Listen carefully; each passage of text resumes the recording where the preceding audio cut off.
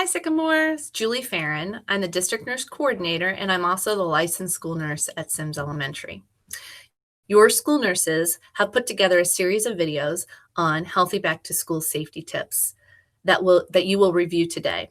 After you watch the video, you will do a follow-up session during a staff meeting with the nurses to answer any of the questions and go through scenarios. I am confident if we can strictly adhere to these guidelines, we can come back to school in a safe manner.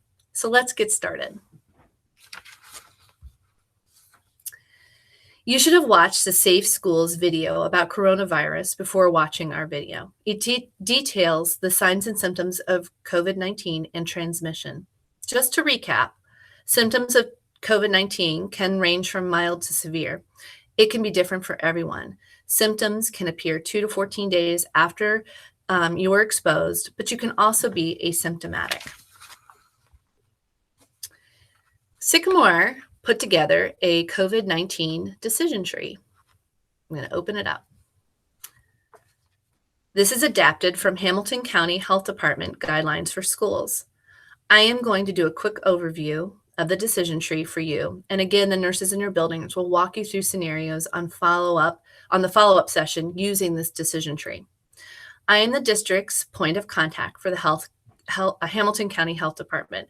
At the top of the tree, you can see 4 types of cases. A suspected case is someone ill but has no known exposure to anyone probable or confirmed with COVID. When a student or staff member becomes ill during the school day and presents to the nurse, we will determine if there has been any known exposure.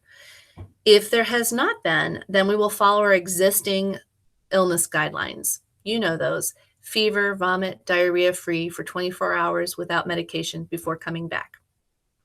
In the next column, you will see a probable case.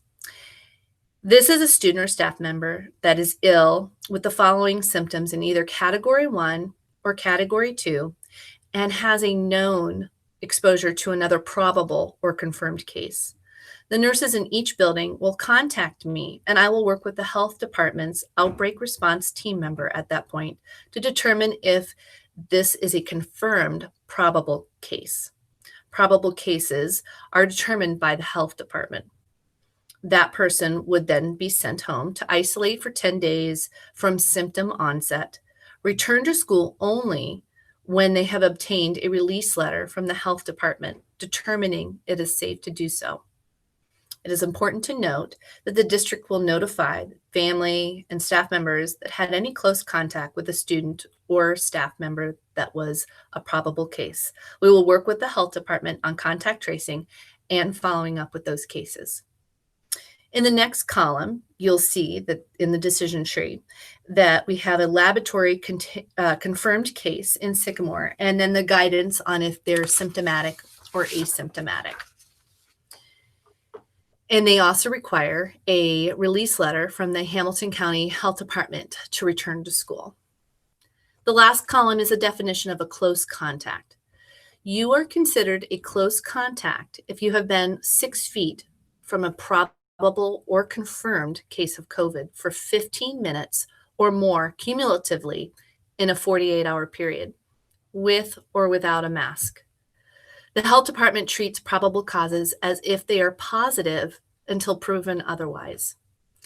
If you are a staff member, because you are considered an essential employee, if you are not symptomatic, but you are considered a close contact, you are allowed to continue to come to work because you're essential. But when you go home, you must quarantine for 14 days after that exposure. You will also be asked to, you will not be able to come back off of quarantine until you have that release letter from the health department. Administration will work closely with the health department to assess risk of transmission and determine classroom or school closure if necessary.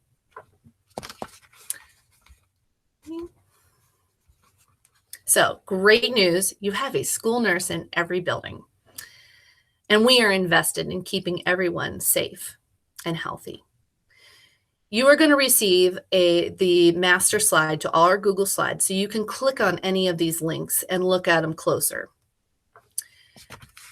I am going to open up now how to send a student to the nurse.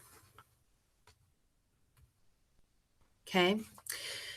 We have created an electronic nurse pass for each nurse to share with their staff. We are not doing paper passes to minimize the contact with a student.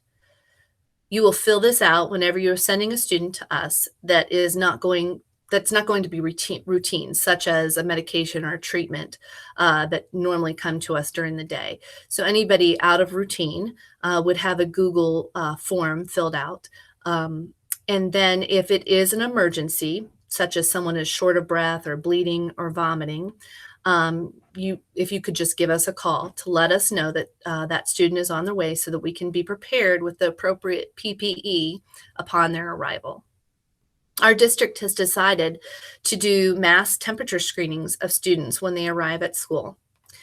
If any student is 99.6 or over, they will be directed to the nurse for a recheck temperature and further evaluation if they need to go home based on their assessment from the nurse.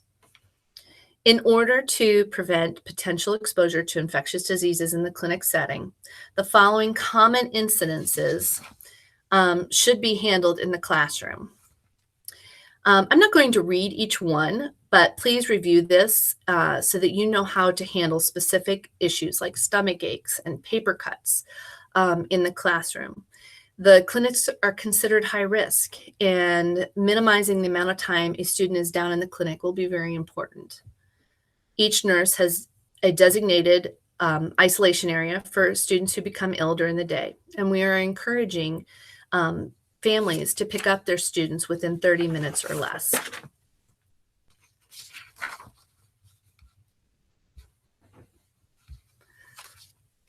Lastly, I wanted to pass on some quick tips that I gathered from my colleagues in hospitals and other nurses that I work with. First, assume everyone is COVID positive until proven otherwise. It's important to wash your hands frequently and not touch your mask constantly. I am a face toucher and I know how hard it is, but to assume the outside of your mask is contaminated.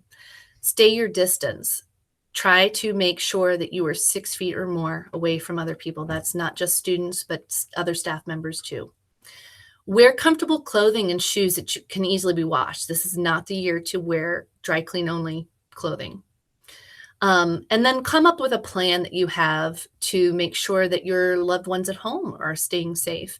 Other nurses in the hospitals have said that they have a box in their trunk. And this is what I plan to do, is put my shoes from work in that box in the trunk.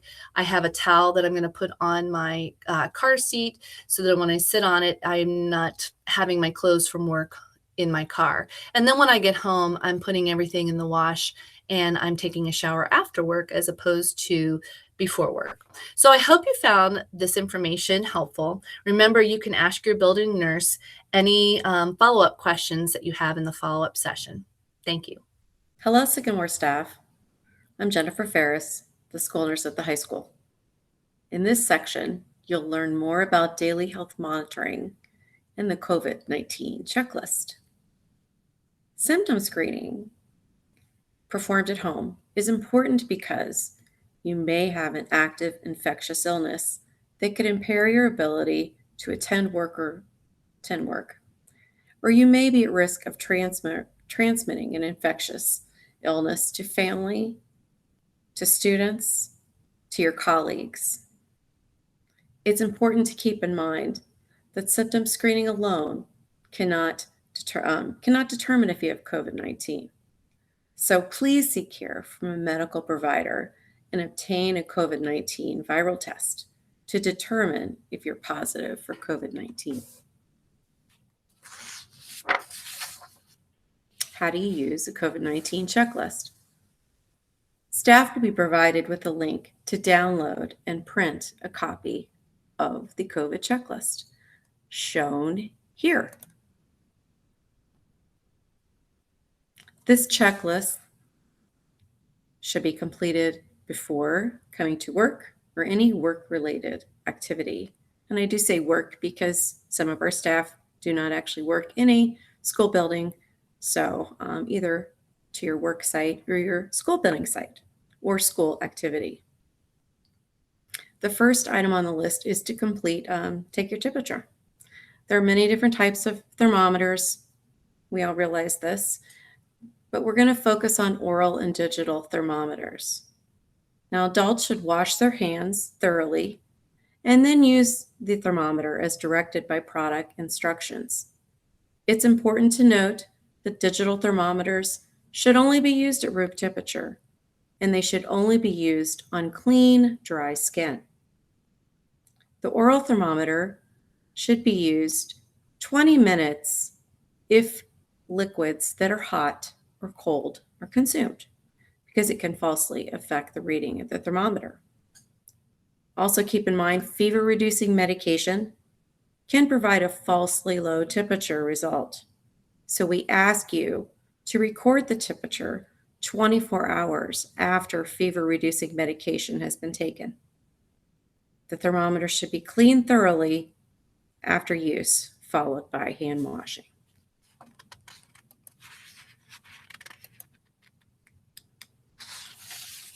So after you take your temperature, you're going to go through the rest of the list, basically going through each of the symptoms and indicating yes or no. Staff should only respond yes to symptoms that are of new onset and cannot be explained by a known medical condition. And examples might include asthma, allergies, migraine headaches, things like that. If new symptoms are present, please do not come to work. Follow your district policy by documenting your absence in frontline and any other building policies for documenting absence. It's also strongly suggested that you contact your healthcare provider for further advice. And then finally, if you have any other questions or concerns, please seek out your building nurse. They will be glad to answer any questions you may have. Thank you. Hello, my name is Diana Wyrick, and I'm the licensed school nurse at Blue Ash Elementary School at the Sycamore Community Schools District. And today my topic is hand hygiene. There are two methods for hand hygiene. One is hand washing, soap and water, best method. The alternative method, when water is not available, is the alcohol-based hand sanitizing method.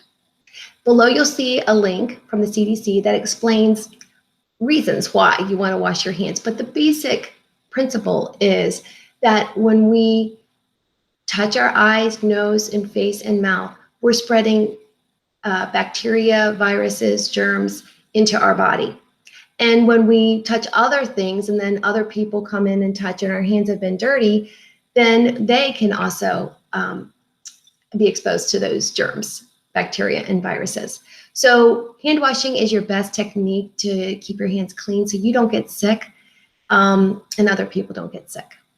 So let's talk about that technique and make sure we're doing it properly so we can get the best bang for those 20 seconds. So the steps for hand washing is to rinse your hands, put a little soap on your palm of your hand and rub it in together for at least 20 seconds. Rinse with lots of water.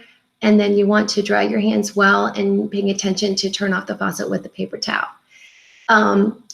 This is I have a demo for you to watch that gives you the technique though, because that 20 seconds that you're spending rubbing your hands should be to cover every part of your hand. So this method is pretty quick. And I used paint as a pretend soap so you can see where the soap and the technique is putting the soap. So rinse your hands first. And you put a little bit of the paint soap on your palm of your hand, rubbing it together. So you want to make sure you get the front and the back of the hands and lacing in between your fingers to get in between those areas. Then roll your fingertips so that gets your tips and your fingernails, and then your thumbs, and then finally your wrists. And you'll see that technique, again, 20 seconds, and you can get your whole hand covered. That's equivalent of singing the happy birthday song 2 times, but it could be any song, but for 20 seconds. Rinse your hands again and dry your hands well. Turn off the faucet with the paper towel. So that's what I want you to do and practice it well. And then if we don't have the running water, then we're going to use the alcohol-based hand sanitizer. And so with this, you want to make sure that you're using the correct amount. Check the label to make sure that you're using the correct amount. You use the same technique that you use with the the hand washing method. But the one thing I want you to remember with the hand sanitizer is that the hand sanitizer you're using is at least 60% alcohol-based, and that when you're rubbing it in, at least 20 seconds, correct, but make sure that it's completely dry. It may take a little longer than 20 seconds when you're using hand sanitizer. There's also some links below from the FDA as well as the CDC for some more information about alcohol-based hand sanitizer and the best method for cleaning your hands. So practice it and practice it often, and you'll be doing that quite often throughout your school day. So one thing I'm going to make sure you understand on this slide is this is hand washing, not using hand sanitizer, but hand washing. So whenever your hands are visibly soiled, upon entering the building, when returning to the classroom, before eating or handling food, after using the restroom, after you sneeze, cough, or blow your nose, after touching potentially contaminated surfaces, before or after touching your face, after cleaning and disinfecting surfaces, and before applying personal protective equipment, and then after removing personal protective equipment. This is when you need to be washing your hands throughout your day, and then other times as well as they come up. Again, thank you for practicing good hand hygiene to keep our school and world community safe and healthy. Please contact your building school nurse for any further questions or information. She'll be glad to help. Thank you and have a great school year. Hi, my name is Lori Dobrowolski, and I'm the licensed school nurse at E.H. Green Intermediate School, and I'm here today to talk to you about masks. Why we need to wear masks? The picture's pretty obvious. COVID-19 spreads from person to person via droplets from an infected person through coughing, sneezing, or even talking. These droplets can be inhaled from in your mouth or nose from an infected person, and you can contract the coronavirus. People can spread an infection even though they do not have symptoms. A simple mask, will create a barrier that will keep these droplets away from you and others. Let's talk about masks. Wearing a mask helps protect you and others and those around you. We can model this behavior for our students as well as our staff. New information is emerging every day regarding the best fabric for protection or filtration, but the CDC recommends multiple layers of cotton. The best mask is a clean, well-fitted mask. They can be bought at a store or homemade, as long as it's clean and well-fitted. Who should and shouldn't wear a mask? Everyone should wear a mask. Unless you are under the age of 2, have trouble breathing, or are incapacitated and have difficulty removing your own face covering. How often should I wash my mask? You should wash your mask every day, or if it becomes soiled. That's why we tell the students to keep an additional mask in their backpack. When should I wear my mask? You should wear your mask all the time that you're out in public, when social distancing is difficult and you are not around people in your immediate family. So like around your house, you don't have to, but when you're out at a park, if it's a crowded park, you should wear your mask. Can I just wear a face shield? People ask. As of 8/15, the CDC's statement was that they do not recommend face shields as a substitute for a cloth mask. The level of protection of a face shield is unknown at this time. Does the school have a face covering policy? Yes, it does. Please refer to the Healthy Back to School 2020 for more information, and we'll work hard to keep that updated with new information from the CDC. A key point I really want to make here is, I think it's huge. We need to encourage adults in our school and in our community to wear their masks, but we don't need to judge people for not wearing them. We don't know their business. No shaming or judging. How to wear your mask correctly. You wash your hands first and foremost before putting on your mask. Put it over your nose and your mouth and secure it under your chin. Try to fit it snugly against the sides of the face so there's no gapping. If you have to mess with your mask throughout the course of the day, perhaps it's not the right size or just not the right fit. Maybe it needs to be tightened. Make sure you can breathe easily and wash your hands after taking off your mask. That is huge. Do not try to touch your mask throughout the course of the day. If you do, it's considered dirty. Wash your hands immediately or use sanitizer. What to do? How to take off your mask. Untie the strings behind your ears or your head and stretch the loops so that they come off your ears. Handle only by those ties. Fold it in half, corner to corner, sandwiching this piece in the part where your mouth touches in the middle. Place your mask on a clean paper towel next to your tray, say at lunchtime, in your fanny pack if you're going out to recess, or in a designated container, or even on your lanyard. But try to make sure you keep the part that touches your mouth together so you don't contaminate it. Be careful not to touch your eyes, nose, or mouth when removing, and wash your hands immediately after removing your mask. Wear a mask to protect your friends, and for young adults, there's a video from the CDC on here with a link. Feel free to take a look at that. Some key points I need you to know is to keep masks clean. Try not to drop them on the floor. They should always be on your face, your lanyard, or in your fanny pack. Wash them every day and keep a spare mask with you. This one didn't come across as nice, but I want you guys all to look back on this time and remember that you did all that you could to help decrease the spread of the coronavirus. This is something very small that we can do. I know it's uncomfortable, but after a couple days, you don't even notice it anymore. Get something that fits you good and that you're comfortable with. We can do this. Please refer to the CDC for any other information on masks or check with your school nurse. Thank you. Hello, my name is Amy Bonham, and I am the licensed school nurse at the junior high. I'm here to present personal protective equipment, often referred to as PPE, used to protect people from hazardous materials. The PPE you see on people may differ depending on their role in the building. If you have questions about what PPE you will need, please contact the building school nurse. There are many different types of PPE. For the purpose to protect the school community against COVID-19, you may see the following: goggles and glasses.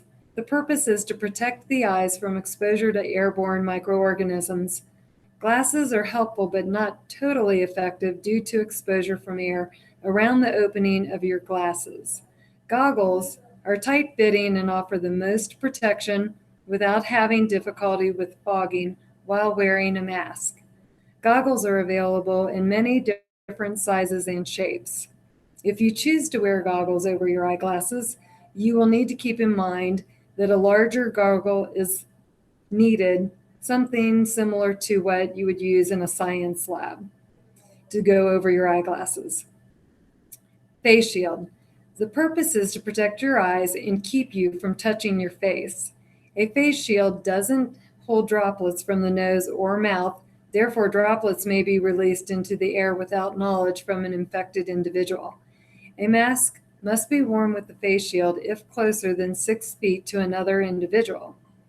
It is best practice to disinfect anything that is frequently used and exposed to germs.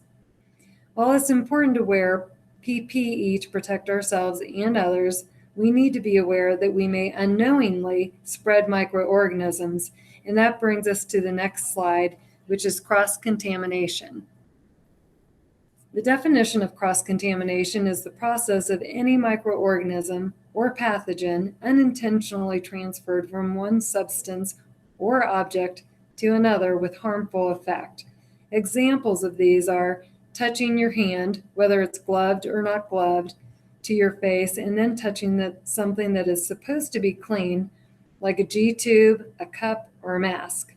Another example is touching money with a gloved or an ungloved hand, and then handing someone a piece of bread.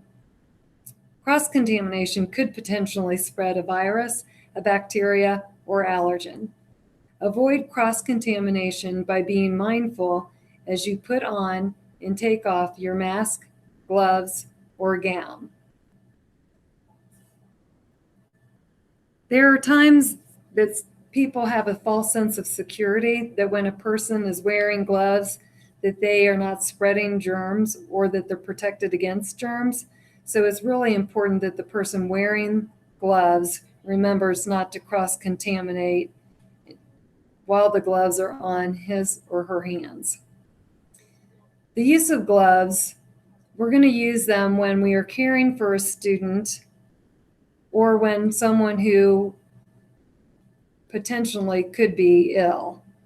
We will use disposable gloves, and they must be used if you are coming into contact with blood, saliva, urine, or any other body fluid. We're also going to use them when we're cleaning and disinfecting. The CDC recommends that you peel the glove away from your body, pulling it inside out.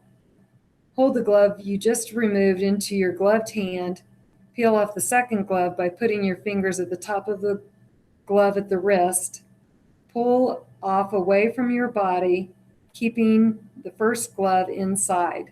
Dispose of the gloves in trash and wash your hands thoroughly. When do we need to wear a disposable gown?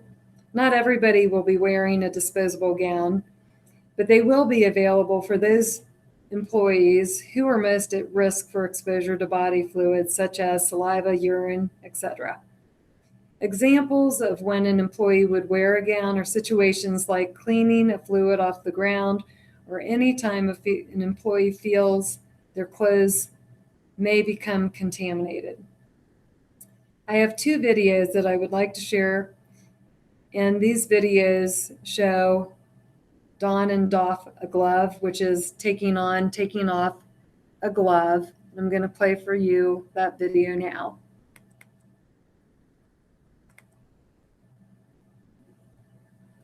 Hi, my name is Christopher Harris. I'm an infection prevention specialist at UT Physicians.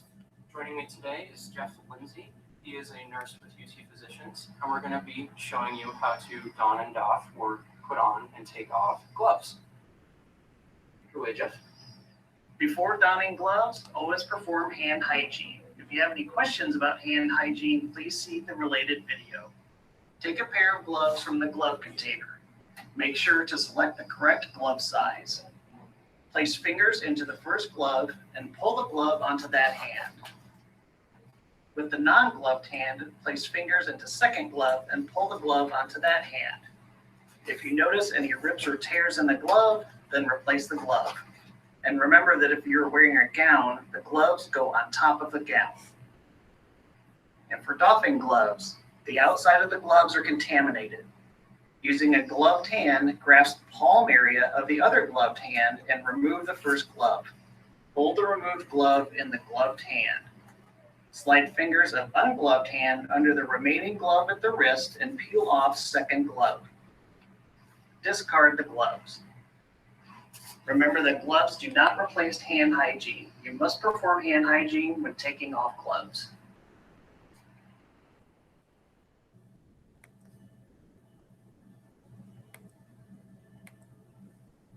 The second video is putting on and taking off your gown, and it also has the gloves in it as well.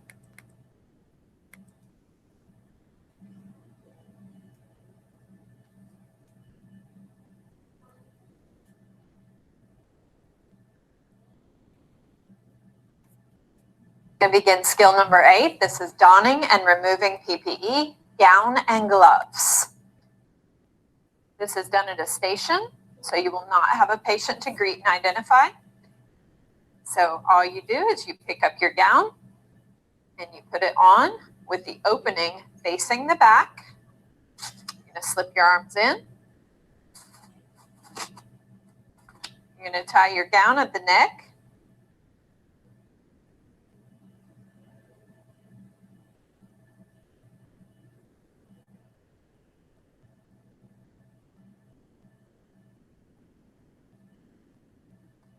You're going to cover your back as much as possible. You're going to tie your gown at the waist. Always tie your gown in the back at the waist, never in the front. Then you're going to apply your gloves. Your gloves go over the cuff of your gown, as you see here.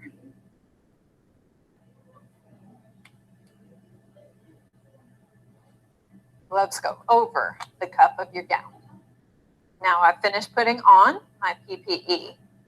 So now the critical step on this skill is how you remove the PPE. So I'm going to remove my gloves first, grabbing the first glove at the palm, remove the glove, turning it inside out as you remove it.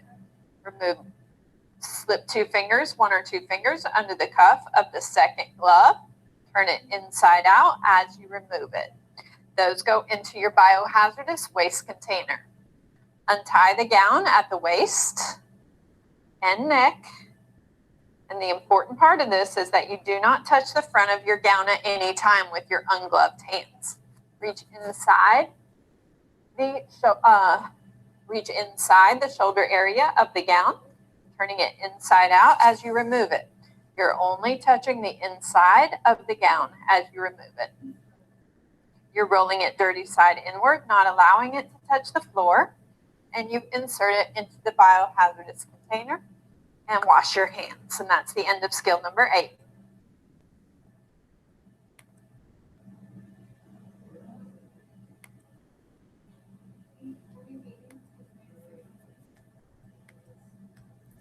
When taking off the disposable gown, make sure that none of the gown that's contaminated touches your clothing. That's the whole purpose of wearing the disposable gown.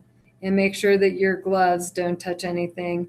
Make sure you thoroughly wash your hands before you put on any PPE, and make sure you thoroughly wash your hands after you take off the PPE. Thank you. Hi, this is Carolyn Nady. I'm the school nurse from Mapledale Elementary, and I'm charged with introducing you to physical social distancing portion of the training. I'm going to start off with a video. Actually, it's a song about social distancing.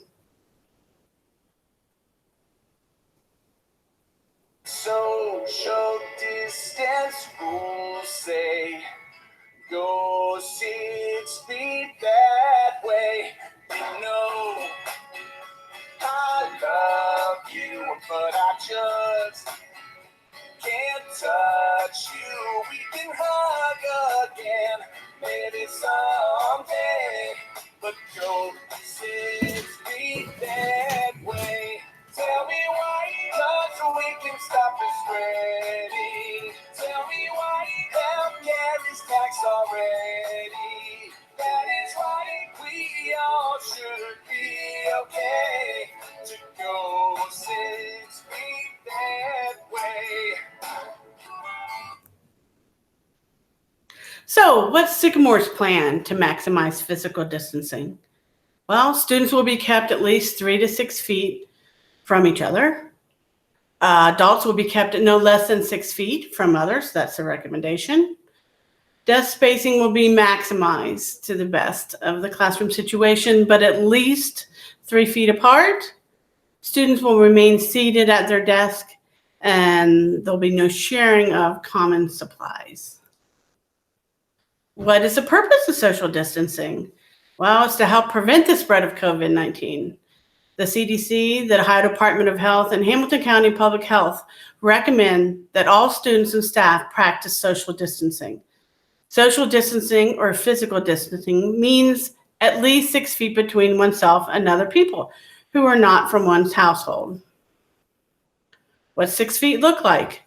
Well, you might think of a bicycle length, 2 big dogs standing in front of each other, 2 shopping carts, whatever reference you want to think about 6 feet. You're just going to have to be mindful of your distance from yourself and the person or the child next to you. I'm going to end social distancing by a little video explained by kids. And I want to let you know the update 6 feet is advised, not 3 feet. That is in this current video. Social distancing. It's a word you've probably heard 100 times over the past few days. But what is it? And is it important? Should we abide by it? The answer is yes. Social distancing is the idea of minimizing the contact we have with other people so we can help reduce the spread of a virus, like the coronavirus COVID-19. The intent behind social distancing is to slow the rate of the epidemic, or as you may have heard, to flatten the curve. This will help the healthcare system from getting a massive influx of patients all at once and overcrowding our hospitals. By social distancing, we'll help reduce the rate of spread over time, which will allow us to get control of the virus before it takes over at a rate we can't handle.